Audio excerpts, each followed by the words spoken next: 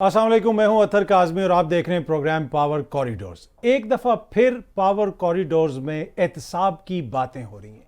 इस तरह की खबरें सामने आ रही हैं कि पहले एहतसाब होगा, कड़ा एहतसाब होगा, इतने बंदों की लिस्टें बन गई। क्या ये जो एहतसाब की बात इस वक्त की जा रही है, इसका मकसद इंतखाबात के अंदर किसी किस्म का डिले करना है या कोई जेन्युइन एहतसाब होगा इस दफ़ा? और उसके साथ साथ इस वक्त पाकिस्तान की मईशत किस हालत में है उस पर भी हम गुफ्तगू करेंगे। उसके अलावा कुछ और चीज़ें हैं, कोशिश होगी कि उनके ऊपर भी रोशनी डलवाई जाए अपने मेहमानों से। अगर मेहमानों का तारफ़ करो, हमारे सीनियर सहाफ़ी दोस्त आमिर अलियास राना साहब स्टूडियो में हमारे साथ मौजूद हैं। राना साहब, थैंक यू सो मच आपका। स्काइप पे आमिर ज़िया साहब हमें ज्वाइन कर रहे हैं। वंस अगेन सीनियर सहाफ़ी और तज्ज़ियाकार, किसी तारुफ के मोहताज नहीं। और हमारी कोलीग और सीनियर सहाफ़ी एंकर पर्सन आरफा नूर साहिबा भी हमें ज्वाइन कर रही हैं। आप तीनों शख्सियात का बहुत बहुत शुक्रिया। आप दोनों मर्द हजरात की इजाज़त से मैं को चाहूँगा कि आरफा नूर साहिबा से शुरू करूँ। आरफा, एक दफ़ा फिर एहतसाब की बातें हो रही हैं, कहा जा रहा है कोई लिस्टें बन रही हैं और बड़ा कड़ा एहतसाब होगा। ये गुज़िश्ता 3-4 दिन से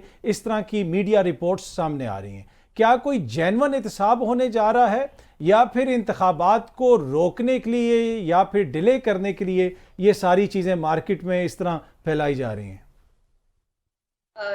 शुक्रिया अतहर साहब। अब मुस्तकबिल का हाल हम क्या जाने, ख़ास तौर पे हम सहाफ़ी, पर यही कह सकते हैं कि तारीख़ में हमने इस तरह के बहुत मरतबा गुफ्तगू सुनी है कड़े एहतसाब की, और उससे क्या रिज़ल्ट निकला और क्या नहीं निकला कोशिश सबने करके देख ली। मुल्क में कभी एहतसाब हो ना पाया, ना सियासतदानों का, ना सियासतदान कर पाए और ना जो डिक्टेटर्स आए वो कर पाए।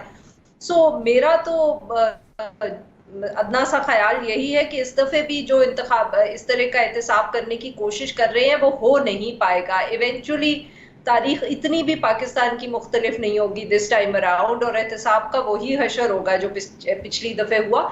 एहतसाब के बारे में जिस दिन हम संजीदा होंगे उस दिन हम कड़ा एहतसाब करने की कोशिश नहीं करेंगे, उस दिन हम इदारों को मजबूत करेंगे, और इदारे जब मजबूत होंगे तो खुद ब खुद एहतसाब हो जाएगा। ठीक। आमिर ज़िया साहब, जिस तरह आरफा ने भी कहा, इदारे मजबूत होंगे तो फिर आपको एहतसाब करने की ज़रूरत नहीं, फिर वो एक तरह से ऑटोमेटिक अमल होगा। उसमें जो भी चीज़ सामने आएगी वो साथ साथ फ़िल्टर होती रहेगी। आप क्या समझते हैं कि अब जो इस वक्त इस तरह की खबरें सामने आ रही हैं, ये कोई एंटी एहतसाब किस्म की कोई ड्राइव चलने वाली है या फिर ये बातें सिर्फ खबरों की हद तक है?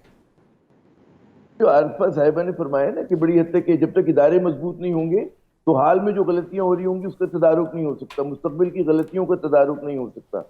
लेकिन माजी में जो कुछ हुआ, या तो ऐलान कर दें कि जी फॉरगेट एंड फॉरगिव, अब किसी का कुछ नहीं कहा जाएगा।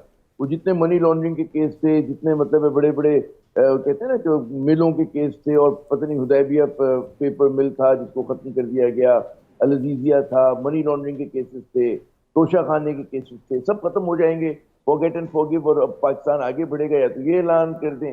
लेकिन ये चीजें जो होती है मेरे ख्याल में इतना आसान नहीं है। आरज़ू बहुत सारे लोगों की रही। अगर आप पाकिस्तानियों से पूछे ना, आप आम पाकिस्तानी से, वो कहेंगे कि बिल्कुल एहतसाब होना चाहिए। लेकिन वो जब एहतसाब की बात करते हैं तो सिलेक्टिव जस्टिस की बात नहीं करता।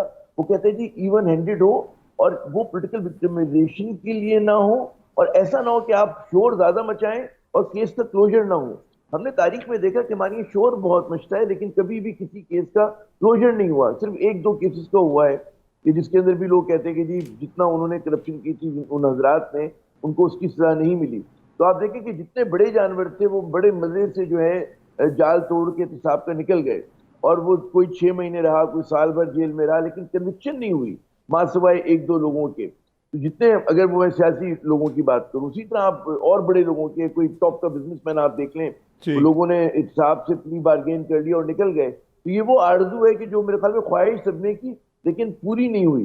तो देख लेते हैं कि इस बार ये क्या, और मकसद मुझे साफ नजर आता है कि क्या इलेक्शन के लिए है, इलेक्शन को ताकीद करने के लिए है, तो एक सवालिया निशान है। तो ये तो जब तक क्लियर नहीं होगी पोजीशन हम कुछ कह नहीं सकते। जी आमिर इलियास राना साहब, आपकी रोज़ इस्लामाबाद में मुलाकातें भी होती हैं, हार्ट ऑफ जैसे कहते हैं ना पावर कॉरिडोर्स, उनमें रोज़ आते जाते हैं, मुलाकातें भी कर रहे हैं, खबरें भी रिपोर्ट कर रहे हैं। ये जो अब खबर आ रही है कि जी 400 बंदों की लिस्ट बन गई और एहतसाब होगा और बड़ा कड़ा होगा, किस हद तक इसमें पहले तो सदाकत है اور کیا کوئی اس قسم کی کوئی پلاننگ ہو رہی ہے, کوئی سوچ وچار ہے؟ یہ 400 ہوں, 600 ہوں اور 1000 ہوں, یہ 10 سال سے اسلام آباد میں یہ کام چلتا ہے. کبھی سندھ میں ڈاکوؤں کے حساب سے چلتا تھا جب الطاف حسین موجود تھے کہ جی اتنی بڑی جو مچھلیاں ہیں ان کے اوپر ہاتھ ڈال دیا جائے گا. کوئی چیز عامر ضیاء صاحب کے ساتھ بھولی تو نہیں ہوئی کہ وہ فلانے پتھارے دار ہیں فلانے, وہاں سے شروع ہوا نا. اور غوث علی شاہ نے لسٹیں دے دی, چودھری نثار نے اوپن کر دی, فلانا کر دیا. تو اب آپ کو ٹویٹ کی صورت میں آتا ہے کہ جی ایک سپریم کورٹ کے فیصلے کو پروڈکٹ کیا گیا ہے کہ جی یہ پرانا قانون واپس لا رہے ہیں. تو لے آئے سپریم کورٹ پہلے, مطلب اس میں کوئی حرج تو نہیں ہے. اگر ساری کورٹس اور ساری دنیا کہہ رہی تھی کہ وہ قانون ڈریکونین ہے, اور جیسے جنرل مشرف کو پھنسایا, لال مسجد پہ حملہ کر دو, آپریشن کر دو, جس دن اس نے آپریشن کر دیا اس دن اکیلا کھڑا تھا, پھنس گیا, کوئی بھی ساتھ نہیں تھا. جن لوگوں نے اکسایا وہ بھی اس کے خلاف بول رہے تھے. یہ جو احتساب کے نام پہ پہلے کتنی دفعہ ہم دیکھ چکے ہیں, جنرل مشرف, چلے ہم بہت پرانے پہ نہیں جاتے, یہ پہلا احتساب شروع ہوا تھا احتساب کمیشن جسٹس مجدد مرزا نے, اور نجم سیٹھی اس وقت اسپیشل اسسٹنٹ بنے تھے ملک معراج خالد مرحوم کے. یہ احتساب کا جو نیا کھاتہ کھلا ہوا ہے, پھر یہ چلتا رہا, سیف الرحمان آ گئے, اس کے بعد نیب آرڈیننس آ گیا, نیب آرڈیننس کے اوپر کہ جی یہ 85 سے یہ بھی لاگو ہو گیا, فلانا ہو گیا. کیا نکلا؟ زرداری کو اتنے سال جیل, نواز شریف کو پکڑا, نواز شریف پہ ایک بھی کرپشن کا کیس نہیں بنا, اس کو سزا کہاں سے کہاں نکالی گئی, کچھ بھی نہیں ہوا. بے شک عامر ضیاء صاحب کا روز ہوتا ہے کہ جی وہ, اور آپ کا بھی ہوتا ہے کہ جی وہ لے کے آئے منی ٹریل لے کے آئے. نہیں میں وہی کہتا ہوں بھائی, منی ٹریل جس نے دی, کورٹ نے پوچھ لیا نا کہ یہ پیپر کون سا ہے جو جے آئی ٹی نے پیش کیا, وہ پتہ لگا یہیں پہ فیبریکیٹ ہوا تھا. کی جو ایک تاریخ ہے, میں آپ کو ویسے بتا رہا ہوں, فیبریکیٹ یہیں ہوا, اور یہیں پہ اسلام آباد ہائی کورٹ نے اٹھا کے مارا کہ لاؤ پیپر لاؤ جو کہیں یو کے سے, کسی ہائی کمیشن سے, کسی ایمبیسی سے اٹیسٹ ہو کے آیا ہو کہ یہ منی ٹریل ہے, یہ پیپر ہے ملکیت کا, جو کچھ بھی نہیں تھا, جو یہیں فیبریکیٹ ہوا تھا. ویسے میاں صاحب انہی فلیٹس میں رہ رہے ہیں جن کی انہوں نے کبھی, ہم یہی بات نہیں, میں کہہ رہا ہوں میاں صاحب نے کبھی ان کے اونرشپ سے اس لحاظ سے انکار نہیں کیا کہ وہ ان کی فیملی کے ہیں. ان کے لیٹسٹ جو تھا وہ یہی تھا نا کہ پوتے نے اون کیا میاں شریف کے کہ میرے ہیں, اور الحمدللہ کہہ کے سب نے مذاق اڑایا.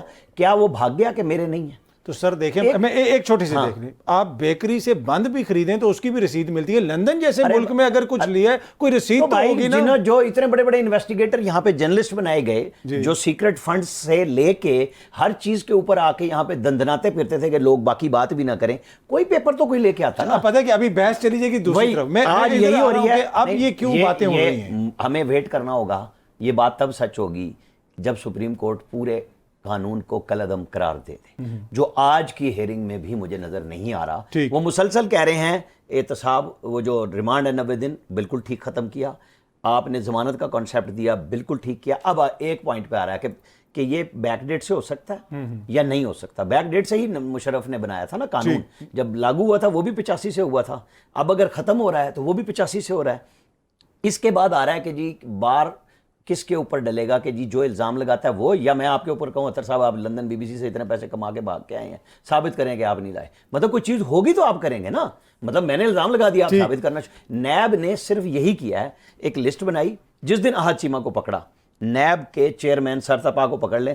میں تو بہت مجبوراً مختصر کر رہا ہوں, بڑی مشکل سے لفظ روک رہا ہوں اپنے, کہ انہوں نے کہا اتنے ارب روپے کے اثاثے ہیں, اور جب ریفرنس گیا پورے گاؤں کے 39 لوگوں پہ 29 کروڑ روپے کا, اربوں روپے کے. یعنی جس شخص نے 10 لاکھ روپے اسلام آباد میں ایک فلیٹ کے جو ڈکلیئر کیا ہوا تھا کہ میں نے پہلی قسط پے کی ہے, پی ڈی کے طور پہ ایک پروجیکٹ کی مجھے تنخواہ ملی, میں نے وہاں دی, اس کو لکھا گیا کہ یہ 3 کروڑ روپے کا ہوگا. لہٰذا یہاں مسائل سے کوئی مسائل ہی وہی ہیں, یہاں بری ہوا وہ اس لیے ہوا کہ یہ ساری فیبریکیشن ہوتی تھی. آج بھی جو بات اداروں کی ہو رہی تھی, ادارے تب بنیں گے, یا تو آپ بالکل ٹھیک بات ہے کہ پیچھے صاف کریں کہ جی آج کے بعد یہ ادارے ہیں جو سب چیزوں کو قابو کریں گے.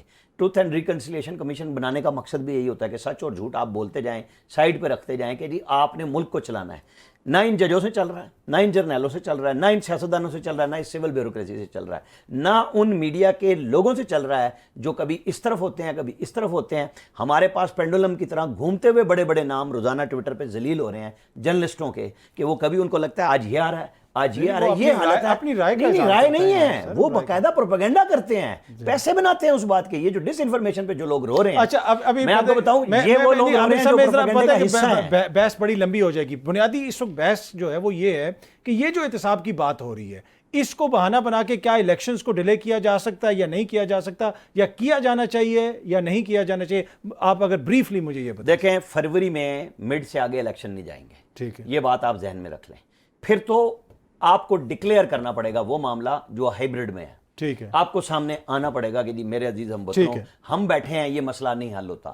آپ کو غیر سیاسی ہیں, غیر سیاسی کی بات نہیں میں کر رہا. آپ ان ہائبرڈ سسٹمز کے پیچھے مزید نہیں جا سکتے. یہ ملک چل ہی نہیں سکتا.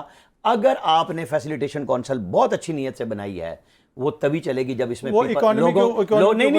لوگوں کی ول شامل ہوگی. جس طرح کے بھی ہوں الیکشن ہونے چاہیے, لوگ آئیں, وہ فیصلے کریں. اس طرح نہیں ہو سکتا کہ آپ یہ کہیں گے کہ اس موجودہ وزیر اعظم کاکڑ صاحب کو آپ چلا لیں گے. بہت لامتنائی مدت میں نہیں ہو سکتا. عوامی نمائندے ہی چلا سکتے ہیں. عارفہ, اب جو بات ہو رہی ہے احتساب کی, اور اس کے ساتھ ساتھ دیکھیں اس کو الیکشنز کے ساتھ جوڑنے کی کوشش کی جا رہی ہے.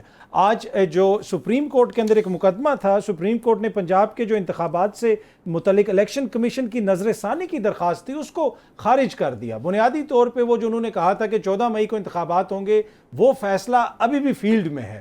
اب کیا اس کو مد نظر رکھ کے یہ ہم سمجھ سکتے ہیں کہ آگے کوئی ڈیلے نہیں ہوگا؟ سپریم کورٹ نے اپنا فیصلہ حتمی طور پہ دے دیا ہے. اگر اب کوئی ڈیلے کرنے کی کوشش کی گئی تو وہ جو فیصلہ ہے اس کا بھی اطلاق ہوگا, اور آگے کوئی مزید فیصلہ بھی آ سکتا ہے.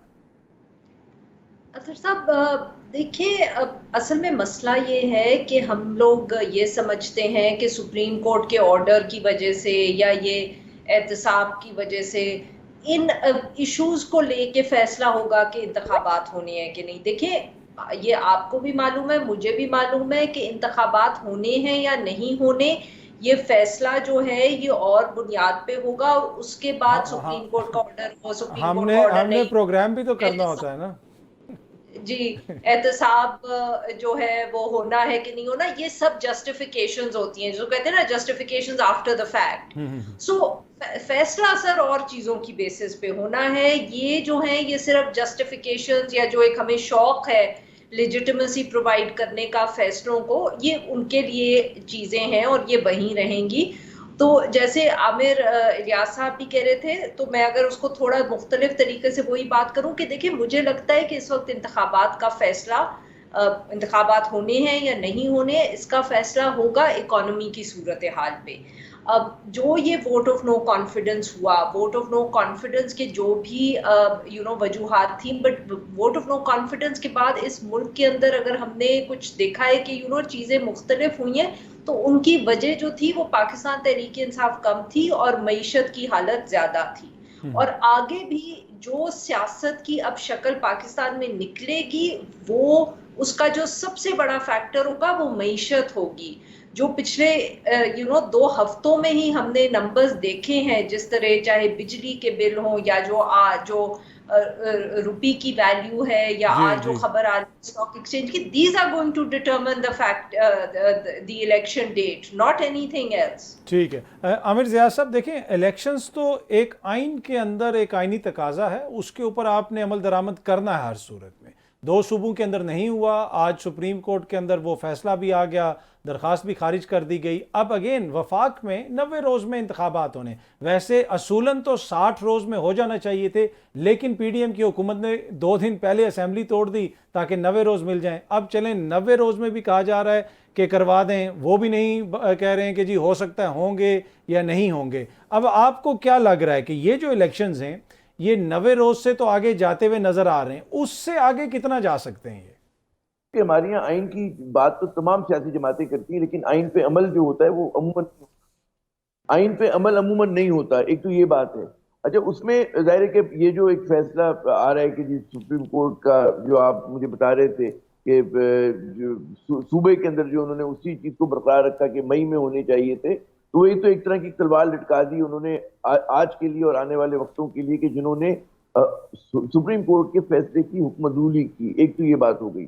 دوسری بات یہ, میں عامر الیاس رانا صاحب کی بات سے میں کلیتاً اتفاق کروں گا کہ میں نہیں دیکھتا کہ فروری سے آگے انتخابات جائیں گے. اگر اس سے آگے جاتے ہیں تو اس کا مطلب یہ ہوگا کہ ہمارے ہاں جو ہے آپ بہت ہی ماروائے آئین کوئی کام کرنے جا رہے ہیں. اور ماروے آئین میرے خیال میں پاکستان کی صورتحال نہیں ہے ماروے آئین اقدامات کرنے کی، اور جو آگے بڑھنے کے راستے وہ انتخابات سے ہی ہو کے گزرتا ہے. وہ جیسے بھی انتخابات ہوں، بے شک لوگ اس پہ خوش ہوں، بلہ ٹوٹا ہو، اس کے اندر لوگوں کو آزادانہ کچھ جماعتوں کو کہتے ہیں نا وہ کیا ہو، پابند کیا ہو، لیڈرشپ کو پابند کیا ہو، لیکن انتخابات ہونے اس ملک میں. دوسری بات یہ کہ معیشت جو ہے وہ آپ آئسولیشن میں نہیں دیکھتے. ہماری معیشت کی خرابی کی بہت بڑی وجہ جو ہے ہمارا سیاسی عدم استحکام ہے. ابھی جو روپی انڈر پریشر ہے اس کی ٹھیک ہے، اور بھی فیکٹرز ہیں، لیکن ایک بہت بڑا فیکٹر جو ہے غیر یقینی صورتحال ہے. تو جب تک آپ اپنی سیاست کو صحیح نہیں کریں گے آپ کی معیشت بھی صحیح نہیں ہوگی. اور سیاست کو ٹھیک کرنے کے ایک ہی طریقہ انتخابات کرا لیں یا پھر میرے عزیز ہم وطنوں ہو جائے.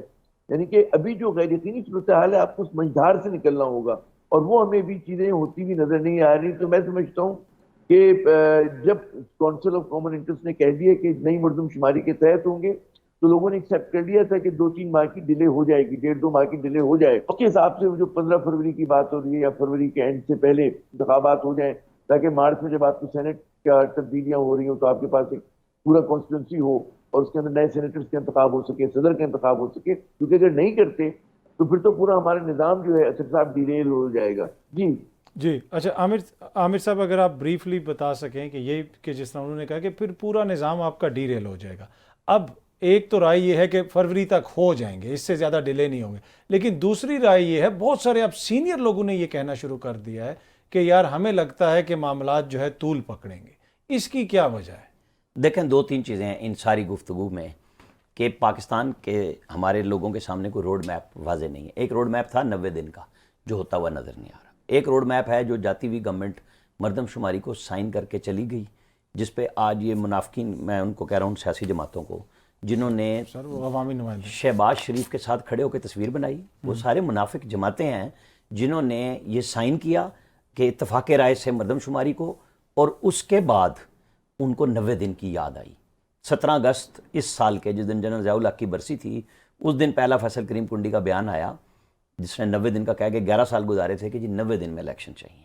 مجھے بتائیں آپ نے سٹیمپ کیا. اب اگلی بات آپ کو بتاؤں، یہ میں بالکل اپنی انفارمیشن پہ بتا رہا ہوں، اگر یہ الیکشن کسی نے ڈیلے کیے تو سب سے پہلا ریزائن یہ حلقہ بندیوں کے بعد وہ آئے گا چیف الیکشن کمشنر سکندر سلطان راجہ کا. اچھا، وہ اتنے سنجیدہ الیکشن کروانے کے لیے الیکشن اس انتخابی حلقہ بندیوں کے بعد ڈیلے ہونے کی بات آئی تو میں آپ کو یہ بات پریڈکٹ کر رہا ہوں.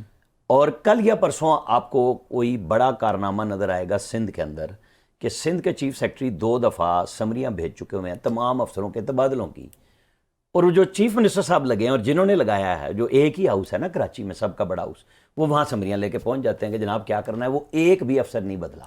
لہذا ابھی پرسوں رات ایک آرڈر گیا ہے کے پی کے چیف سیکرٹری کو بدلنے کا، چیف الیکشن کمشنر کا، اور ایک خط گیا ہے چیف منسٹر کو کل یا پرسوں کی تاریخ میں کہ آپ بدلیں افسر، کیونکہ ہم نے تمام افسران پھر اس کے بعد ڈی آر او لگانے ہیں، اے آر او لگانے ہیں، کیا کیا کچھ کرنا ہے. الیکشن کمیشن نے یہ خط لکھ دیا ہے تمام حجت کا. اس کے بعد ایک نیا آئینی طور پہ نیا لیٹر جائے گا کہ یہ کام یہ گورنمنٹ کرنے کے قابل نہیں ہے جو چیف منسٹر کی صورت میں ہے. یہ آپ کو سندھ کے اندر ایک اور نظر آئے گا. چیف الیکشن کمشنر کیوں ریزائن کریں گے؟ اگر یہ دیکھیں 90 دن کی بات پہ مطلب وہ اتنے سنجیدہ ہیں، ان کی خواہش ہے کہ یہ حلقہ بندیاں مکمل ہو جائیں گی نا، اس کے بعد اگر یہ پریشر آئے گا نا تو آپ کو میں پریڈکٹ کر رہا ہوں نا، کوئی کسی کا بیان نہیں دے رہا، وہ نہیں بیٹھیں گے اس سیٹ پہ کہ جی پھر تو دیکھیں بیٹھے ہوئے انہوں نے تو کب سے انتخابات کروانے تھے، 2 صوبوں میں نہیں کروانے. بات کہہ رہا ہوں باقی آپ کریں. سوری عارفہ، آپ کچھ ایڈ کرنا چاہ رہی تھی؟ میں کہہ رہی تھی کہ سر لگتا ہے کہ چیف الیکشن کمشنر صاحب نے نا ریسنٹلی آئین پڑھ لیا ہے. جب پنجاب اور کے پی میں جو 6 مہینے گزرے تب ان کو معلوم نہیں ہوگا کہ 90 دن میں الیکشن کروانے ہیں. اب انہیں پتا چل گیا ہے، being a man of integrity he is going to act on it. نہیں، وہ سیکیورٹی اور فنڈز نہیں تھے، وہ تو بڑے سنجیدہ تھے. انہوں نے تو بیلٹ پیپر وغیرہ بھی چھپوا لیے تھے اور پریکٹس وغیرہ بھی کرتے رہے اپنا بھی ووٹ ڈالنے کی. ہمیں اس طرح کی اطلاعات بھی آئی ہیں، لیکن مسائل ایسے تھے کہ انتخابات نہیں ہو سکے. عارفہ، آج ہی آپ کے ادارے ڈان نے ایک سرخی لگائی ہوئی تھی انگریزی میں کہ بلڈ بات، اور وہ بات کر رہے تھے پاکستان کے سٹاک ایکسچینج کی.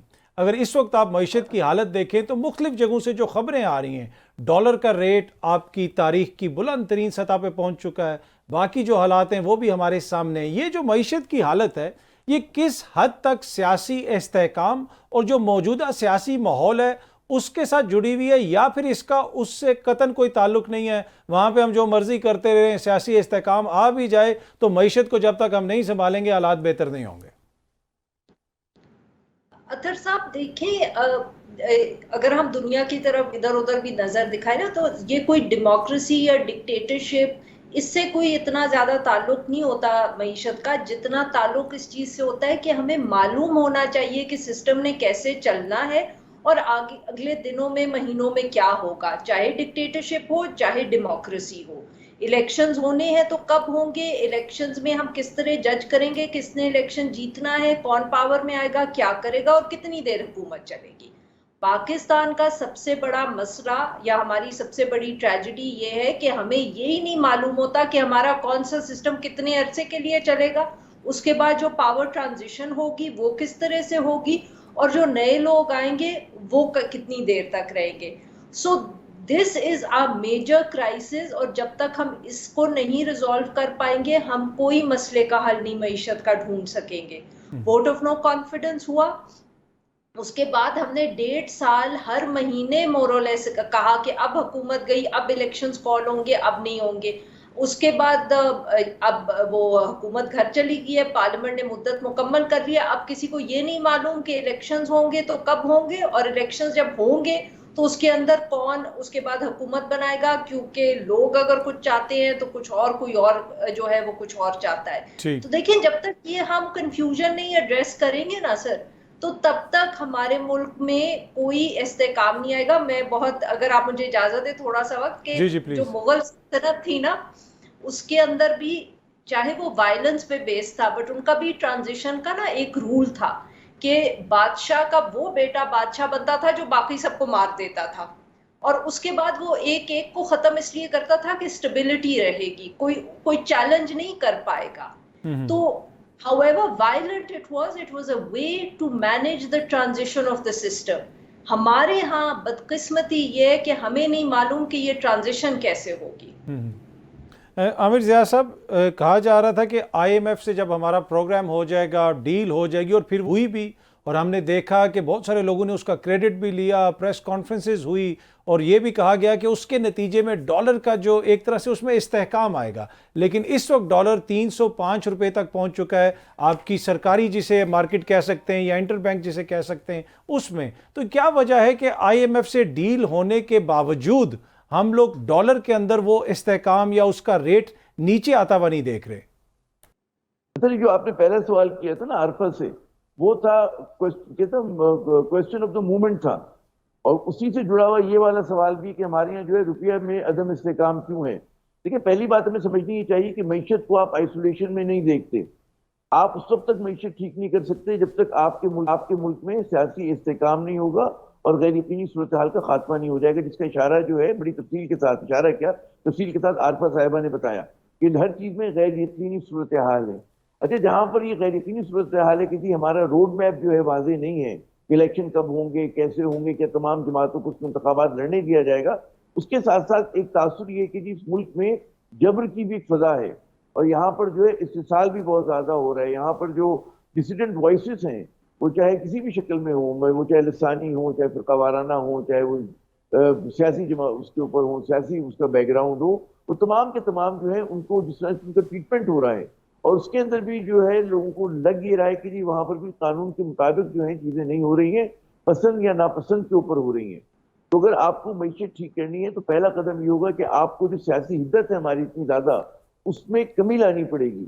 میں کراچی میں ہوں، میری بڑی مارکیٹ کے پلیئر سے تقریباً روز بات ہوتی ہے، اس میں انہوں نے کہا کہ جی ٹھیک ہے ہمارے میکرو اکانومی کے فیکٹرز ہیں کہ جو جس کی وجہ سے روپیہ انڈر پریشر ہے، سمجھ میں آتا ہے، لیکن ساتھ ساتھ ایک بہت بڑا عنصر یہ بھی ہے کہ لوگوں کو یقین نہیں ہے کہ آنے والے دنوں میں ہوگا کیا۔ یہ جو سیاسی عدم استحکام ہے اس کی وجہ سے بھی ہو رہا ہے، اور لوگ اتنے گھبرائے ہوئے ہیں کہ جو ہمیں ریمیٹنسز آیا کرتی تھی چینل کے ساتھ، جو ریگولر چینل سے آتی تھی، وہ بند ہو گئی ہیں، کم ہو گئی ہیں۔ ٹھیک ہے، لوگ جو ہیں جو ڈالر کما رہے ہیں، ہمارے آئی ٹی کے بچے بہت ڈالر کماتے ہیں، وہ صرف اتنا گھر منگا رہے ہیں جس کی ان کو ضرورت ہے، باقی وہ سارا کا سارا باہر رکھ رہے ہیں۔ ٹھیک ہے، ہمارے ایکسپورٹرز یہ کام کر رہے ہیں، ہمارے جو محنت کش بھیجا کرتے تھے، آج ہمارے یہاں کرنسی کے 4 ریٹس چل رہے ہیں، ایک انٹر بینک کا ریٹ ہے، ایک منی وہ اوپن مارکیٹ کا جو کوٹ کرتے ہیں، پھر ایک جس پر وہ آپ کو دیتے ہیں پیسے، اور پھر ایک آپ کی بلیک مارکیٹ ہے۔ جب اتنے زیادہ واضح فرق ہو جائیں اور پھر آپ حکومت الٹا لٹک جائیں، آپ سختیوں سے لوگوں کو ڈرا کے دھمکا کے چیزوں کو صحیح نہیں کر سکتے. اور اچھا مجھے اچھی طرح یاد ہے کہ جب یہ اسٹینڈ بائی ارینجمنٹ ہوا تھا نا، تو تھوڑا سا روپی باؤنس بیک کیا تھا. تو ہم جیسے خاکساروں نے کہا کہ اس کے اوپر اسی طرح کے پروگرامز میں یہ بڑا جو ہے لمحاتی قسم کا ابھار ہے، کیونکہ ہمارے فنڈامنٹل اسٹرانگ نہیں ہے، دوبارہ گرے گا. تو مجھے یاد ہے کہ وہ نون لیگ کے دوست ہوا کرتے تھے یا پی ڈی ایم کے، وہ کہتے تھے جی آپ لوگ تو مایوسی پھیلا رہے ہیں، آپ لوگ تو غلط بیانی کر رہے ہیں. آج ایگزیکٹلی وہی ہو رہا ہے. اس کی وجہ یہ کہ آپ نے جو گڑھا کھودا ہے، دیکھیں نا اب ہر چیز دوسرے سے جڑی ہوئی ہے. کہ آپ کے یہاں مطلب ہے کہ بجلی کی قیمتوں میں کیوں اضافہ ہو رہا ہے کہ ہم 2/3 جو ہمارے بلوں میں رقم ہے وہ کس چیز کی ہے؟ وہ کیپیسٹی پیمنٹ ہے. کیپیسٹی پیمنٹ کا ذمہ دار کون ہے؟ وہ 2013 سے 2018 تک جو نون لیگ کی حکومت رہی ہے، زیادہ تر ذمہ داری ان کی جاتی ہے کہ انہوں نے بجلی گھر لگائے. اچھا آپ کے انفلیشن کیوں ہو رہا ہے؟ ٹھیک ہے، اس کی وجہ ہے کہ آپ کے کاسٹ آف پروڈکشن بڑھ گئی ہے. ٹھیک ہے، آپ کے جب 22% وہ انٹرسٹ ریٹ ہوگا، لیبر ملا کے 25-26% ہوگا، کہاں سے دھندا ہوگا؟ تو ہماری انڈسٹری آہستہ آہستہ بند ہو رہی ہے، لوگ بے روزگار ہو رہے ہیں. ہم ایک ایسے گڑھے میں گر گئے اسد صاحب کی جس سے نکلنا آنے والے ہفتوں مہینوں میں ناممکن ہو جائے گا اگر ہم نے فوراً جنگی بنیادوں پر ہمارے فیصلہ سازوں نے اقدامات نہیں کیے. اور پہلی شرط یہ ہوگی، میں پھر دہراؤں گا، کہ آپ پولیٹیکل ٹیمپریچر کو لوور کریں، سیاسی حدت میں کمی کریں، اور آپ جو ہے ایک روڈ میپ دیں، جس کی بھی عارفہ بھی بات کری تھی. آپ بتائیں کہ جی الیکشن ہونے یا نہیں ہونے. اگر الیکشن ہونے تو تاریخ کا پھر اعلان کر دیں، تاکہ ہم جیسے لوگ اسپیکولیٹ کریں 15 فروری کو ہوں گے جی، مارچ میں ہوں گے، کب ہوں گے آخر، یا نہیں ہونے تو نہیں ہونے. ٹھیک ہے، ہم اس طرح کا ذہن سازی کر لیں گے. جی عارفہ، اب دیکھیں چینی کے حوالے سے بھی اس طرح کی خبریں آ رہی ہیں کہ چینی کی قیمت میں مزید اضافہ ہو سکتا ہے. اگر سرپلس چینی ختم ہو گئی اور ہمیں تمام چینی امپورٹ کرنی پڑی تو چینی فی کلو 220 روپے تک جا سکتی ہے. پی ایس او کے حوالے سے بڑی پریشان کن خبریں آ رہی ہیں. لیکن اس سارے ماحول کے اندر جو عامر صاحب نے بھی بات کی، آپ نے بھی پہلے بات کی کہ ماحول کو تھوڑا سا ہمیں کام ڈاؤن کرنا پڑے گا، اس طرح کے اقدامات کرنے پڑیں گے تاکہ ایک طرح سے کانفیڈنس آئے عام بندے کو بھی اور مارکیٹ کے اندر بھی. لیکن اس ساری صورتحال کے باوجود جو کچھ ہو رہا ہے، ڈالر اوپر جا رہا ہے، اکانومی کی جو حالت ہے وہ ہمارے سامنے، عوام سڑکوں پہ ہے، بجلی کے بل وہ پے نہیں کر پا رہے. لیکن دوسری طرف ہم دیکھتے ہیں کہ وہ جو ٹرین جو ہے جو سٹریٹ اوے ایک دیوار کی طرف جا رہی ہے، وہ جاتی جا رہی ہے اور اس کی رفتار میں تیزی آتی جا رہی ہے. مخالفین کے خلاف کیسز بھی ہو رہے ہیں، ان کے خلاف کارروائیاں بھی ہو رہی ہیں، کسی کو جہاز سے روکا جا رہا ہے، کسی کے اوپر کوئی کیس کیا جا رہا ہے. تو یہ ریئلائزیشن ہے دوسری طرف بھی، یا آپ سمجھتی ہیں کہ نہیں کوئی ریئلائزیشن نہیں ہے، اسی طرح بس چیزیں چل رہی ہیں؟ جی اطہر صاحب، یہ آپ نے مجھ سے پوچھا ہے یا عامر ریاست؟ جی عارفہ صاحبہ آپ سے پوچھا یہ میں نے. جی سر، اب کاش کہ مجھے معلوم ہوتا کہ دوسری سائڈ کیا سوچ رہی ہے. I am not one of those lucky ones who has much access.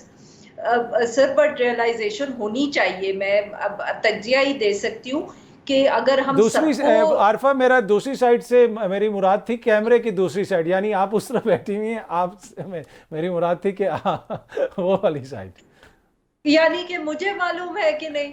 نہیں مطلب بس وہ اب آپ کو بھی معلوم ہے اور مجھے بھی معلوم ہے اور سب کو معلوم ہے. وہی تو میں آپ سے کہہ رہی ہوں نظر، کاش کہ مجھے بھی اتنا ایکسس ہوتا، کاش مجھے بھی معلوم ہوتا کہ کیا سوچ ہے وہاں. پر کیا کہہ سکتے ہیں سر ہم. بٹ اطہر صاحب، ہم اتنا تو ہم کہہ سکتے ہیں کہ یہ کیسے ہو سکتا ہے کہ ان کو ریئلائزیشن نہ ہو، اگر ہم سب یہ دیکھ رہے ہیں. ہم سب پاکستان میں ہی رہتے ہیں سر. اب ہم سب کی زندگیوں پہ فرق پڑ رہا ہے، اور سب کو یہ احساس ہونا چاہیے کہ ہم کس طرح اس ملک کو چلائیں گے اگر یہ ہم مسئلے ایڈریس نہیں کریں. اچھا آپ sorry Arifa, sorry to cut you, آپ کو لگتا ہے کہ ہم سسٹین کر پائیں گے جتنا بوجھ عوام کے اوپر پڑ رہا ہے؟ نہیں سر، بالکل سسٹین نہیں کر پائیں گے. دیکھیں آپ، یہ جو اب 2-3 طریقے ہیں نا اس کو دیکھنے کے اطہر صاحب. دیکھیں ایک تو چیز یہ ہے کہ ہم یہ سوچتے ہیں کہ برڈن اگر لوگوں کے اوپر بڑھتا چلا جا رہا ہے تو ایٹ لیسٹ وہ لوگ مظاہرے نہیں ہو رہے، وہ سڑک پہ نہیں نکل رہے، یا ریاست کے خلاف، حکومت کے خلاف اس طرح کا سوشل اپہیول نہیں ہے کہ ہر شہر کے اندر احتجاج ہو رہا ہے یا سڑکیں بند کی جا رہی ہیں، تو ہم کہیں کہ اس سے فرق نہیں پڑتا. مگر دیکھیں پوسٹ کلونیل سٹیٹس کے اندر شاید اس قسم کا جو آرگنائز پروٹیسٹ ہے وہ بہت مشکل ہوتا ہے کرنا. ہم دنیا بھر میں دیکھ رہے ہیں, آپ مڈل ایسٹ میں دیکھ رہے ہیں جہاں بہت مسائل ہیں, معاشی مسائل جیسے کہ ہمارے ہاں ہیں, وہاں آرگنائز پروٹیسٹ آپ کو نہیں نظر آئے گا. بٹ سر اور کیا ہوتا ہے, ہوتا یہ ہے کہ آپ کی اس وقت جو کرائم کی سچویشن ہے وہ ہر شہر کے اندر بد سے بدتر ہوتی چلی جا رہی ہے. روز ٹیلی ویژن پہ ہم دیکھتے ہیں. پھر یہ جو بچیوں کے واقعات ہو رہے ہیں جس کے اندر بچیاں جو ہیں وہ چھوٹی چھوٹی لوگوں کے گھروں میں کام کر رہی ہیں, ان کے ساتھ جس قسم کا سلوک کیا جاتا ہے, یہ بھی ہمارے معاشی مسئلے جو ہیں ان کا ہی ایک نتیجہ ہے. تیسرا آپ یہ دیکھیں کہ ہیومن ڈیولپمنٹ انڈیکس ہمارا کتنا خراب ہو چکا ہے. We are as some economist say we are the sick man of South Asia now. تو سر ملک اس طرح چلتے نہیں ہیں. ہم نے اگر ترقی کرنی ہے اس دنیا کے اندر, ہم نے کہیں پہنچنا ہے, تو جب تک ہم اپنے لوگوں کو اچھی تعلیم اور اچھی صحت نہیں دے پائیں گے تو یہ ہم کمپیٹ کیسے کریں گے. At the end of the day ہم ایک نیوکلیئر پاور ضرور ہے, بٹ ہم ایک ایسا نیوکلیئر پاور ہے جو لوگوں کو اب روٹی نہیں دے سکتا. اور پھر ایونچولی جو نیوکلیئر ویپنز ہیں یہ بھی ہمارے کام نہیں آ سکتے. سو یہ کہنا کہ کسی کو احساس نہیں ہے, آف کورس احساس ہے. میرے خیال میں مسئلہ صرف یہ ہے کہ پرابلم اب اتنا بڑا ہو گیا ہے کہ ان کو یہ سمجھ لوگوں کو نہیں آ رہی کہ اس میں سے نکلے کیسے. اور ایز آئی سیڈ, میں نے اس لیے پہلے ہی بات کی کہ جی استحکام جو ہے نا سسٹم میں وہ آتا ہے کہ ہمیں معلوم ہو کہ حکومت کیسے آئی ہے پاور میں, اب اس نے کیسے گھر جانا ہے اور دوسرے نے آنا ہے, اس سے استحکام آتا ہے, اور پالیسیز میں بھی استحکام ایسے آتا ہے. This is what we need to address now. ٹھیک. اچھا عامر ضیاء صاحب, کسی سے بھی آپ بات کریں, جس طرح پہلے یہاں پروگرام میں بھی ذکر ہوا کہ سیاسی استحکام بڑا ضروری ہے اور اس کے لیے انتخابات ضروری ہیں, سیاسی عمل کا ہونا ضروری ہے, لیکن پاکستان میں ہر چند سالوں کے بعد سیاسی عمل کو مصنوعی طریقے سے روکنے کی کوشش بھی کی جاتی ہے. اب اگین ہم اس طرح کی خبریں دیکھ رہے ہیں, تحریک انصاف والے یہ الزامات لگاتے ہیں کہ ہماری سیاست کو محدود کرنے کی کوشش کی جا رہی ہے, ہماری جماعت سے لوگوں کو توڑا جا رہا ہے. ہم نے دیکھا بھی بہت سارے لوگ چھوڑ کے بھی گئے. کیا ایسے ماحول کے اندر اگر کوئی انتخابات ہوتے بھی ہیں جس میں پاکستان کی ایک جو لارجسٹ پارٹی ہے, اس کے مختلف صوبوں کے اندر حکومتیں رہیں, اس کے علاوہ خیبر پختونخوا کے ساتھ آگے گلگت بلتستان میں, کشمیر میں, مطلب مختلف جگہوں پہ ان کی حکومتیں رہیں, اگر وہ ایک متحرک کردار ادا نہیں کریں گے الیکشنز کے اندر, تو آپ کو ان الیکشنز کے نتیجے میں بننے والی حکومت جو ہے, کیا وہ سمجھتے ہیں آپ کہ وہ کوئی استحکام لا سکے گی؟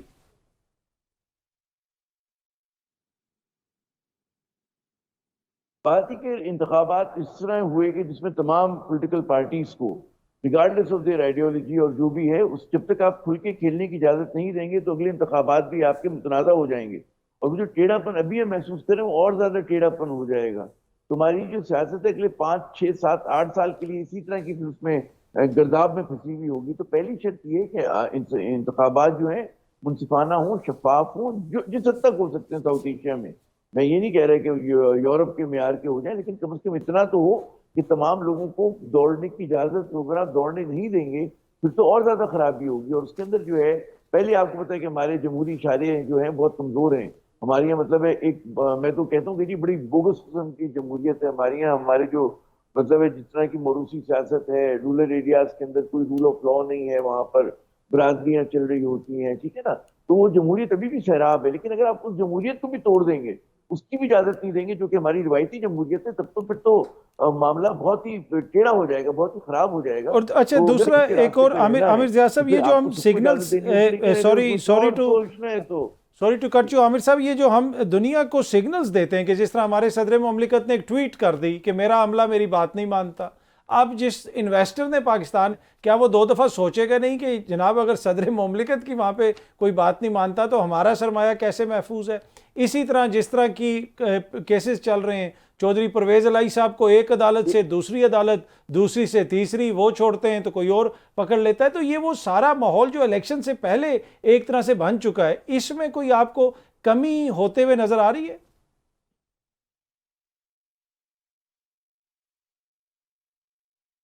یہ آپ نے بڑی اہم بات کی ہے صاحب. بات یہ ہوتی ہے کہ جو سرمایہ کار ہوتا ہے, چاہے اندرونی ہو چاہے بیرونی ہو, وہ سب سے پہلے دیکھتے ہیں کہ وہ ہے یا نہیں ہے.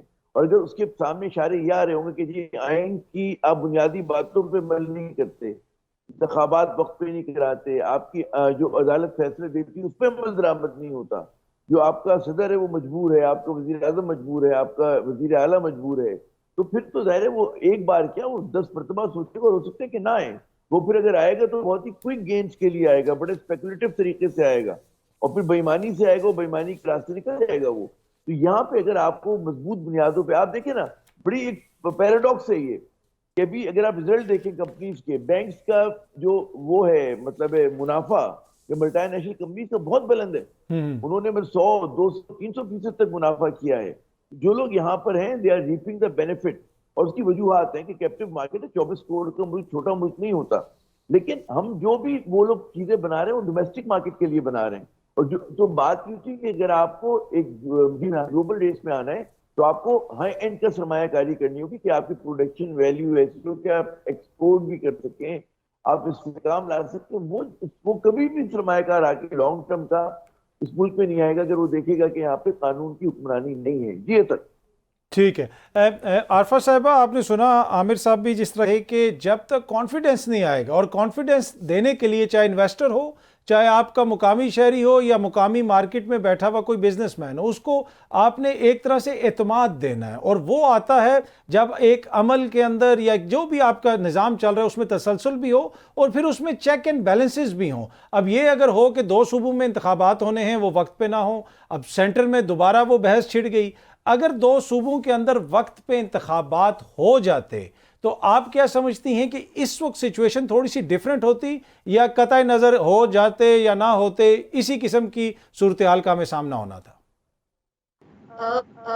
دیکھیں اطہر صاحب، میرے خیال میں اگر باقی ساری چیزوں میں تبدیلی نہ ہم لاتے تو پھر شاید ان الیکشنز کی وجہ سے اوورآل صورتحال معیشت کے حوالے سے تو بالکل تبدیل نہ ہوتی، میں یہ ضرور کہوں گی. کیونکہ وہی بات کہ ہمیں عادت پڑ گئی ہے پاکستان میں کہ ہم ہر چیز کو نا آئسولیشن میں دیکھتے ہیں، کہ یہ انتخابات ہو جائیں یا ہم احتساب کا عمل چلا لیں، کبھی ایک کے خلاف کبھی دوسرے کے خلاف، کبھی ایک جماعت کے یا ایک لیڈر کے خلاف کبھی دوسرے کے خلاف، اور ہم سمجھتے ہیں کہ باقی معیشت جو ہے وہ اس سے الگ ہوگی. ایک دفعہ کورٹ کا آرڈر مان لیں، دوسری طرف دفعہ نہ مانے، معیشت اس سے الگ ہوگی، سسٹم اس سے الگ ہوگا. ہر چیز کا ایک دوسرے سے تانا بانا جو ہے وہ جڑا رہتا ہے. وہی والی بات ہے کہ جو ایک پالیٹی ہوتی ہے یا ایک ریاست ہوتی ہے اور اس کی سیاست، وہ اسی طرح ہوتی ہے جیسے ہمارا ایک انسان کا جسم ہے، اس کے ایک حصے میں بیماری جو ہے وہ صرف اس حصے میں نہیں رہتی ہے، وہ ہر جگہ چلی جاتی ہے، ہر جگہ مسائل ہو سکتے ہیں آپ کے.